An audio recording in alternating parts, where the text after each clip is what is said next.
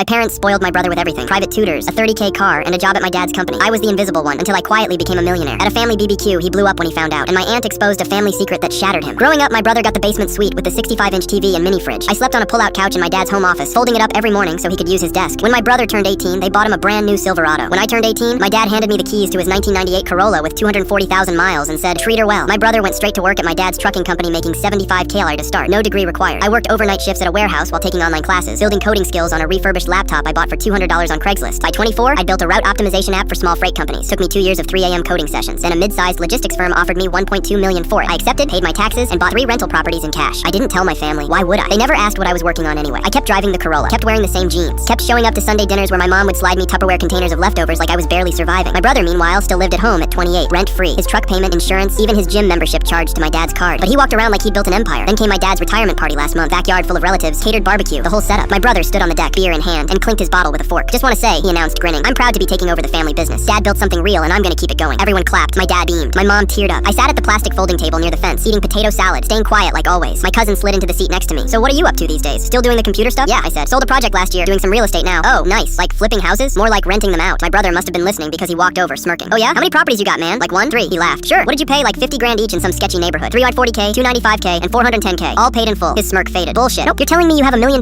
just sitting in real estate?" More or less. People were turning now. Conversations stopping. My brother's voice was getting louder. "Where the hell did you get that kind of money?" "You work at a warehouse." "Worked. Past tense. I sold software." "Software," he repeated, like it was a punchline. "You made $1 million selling an app?" $1.2 million. After taxes, closer to 820K. Invested most of it." My mom's face went pale. My dad put down his beer. My brother just stood there, mouth half open, holding his Coors Light like a kid who just got told Santa isn't real. "You're lying," my brother said. "You're making this up to impress people." That's when my aunt stood up. She's my dad's older sister, the one person in the family who never sugarcoated anything. She walked over slowly, phone in hand. "He's not lying." "How would you know?" "Because he asked me for financial advice 6 months ago. I saw the bank statements." She held up her phone, showed him the screenshots, the account balances, the property deeds. My brother looked like he'd been slapped. "He's been building something real while you've been coasting on dad's name," my aunt said. "And honestly, it's about time someone said it." "That's enough," my dad said, standing up. "No, it's not." She turned back to my brother, and her voice dropped. "You want to know why they gave you everything? Why they never made you work for anything? Why they let you live rent-free for a decade while he slept on a couch?" "Don't," my mom started, but my aunt kept going. "Because you're not their son, not biologically. You're his nephew. Your real parents, his brother and his wife, died in a car accident when you were 2. They took you in, and they've spent 26 years trying to make up for a tragedy that wasn't your fault or theirs." The backyard went completely silent. Even the kids stopped running around. My brother just stood there, frozen, his face drained of color. He looked at my dad, then my mom. Neither of them denied it. "Is that true?" my brother whispered. My dad nodded slowly. "We were going to tell you when you were ready. I'm 28. We know." My brother set his beer down on the table, hands shaking. He didn't yell, didn't throw anything. He just walked inside and didn't come back out. I sat there, finishing my potato salad, while the party dissolved into awkward small talk. A few relatives came up to congratulate me. A couple asked for investment advice. My mom avoided eye contact entirely. My dad pulled me aside an hour later. "You didn't have to embarrass him like that." "I didn't," I said. "I answered a question, that's all." He just shook his head and walked away. My brother moved out 2 weeks later, got his own apartment, started actually paying his own bills. We don't talk much, but last week he texted me asking if I had any advice on building credit. I sent him a few links. No lecture, no "I told you so," just help, quiet like always.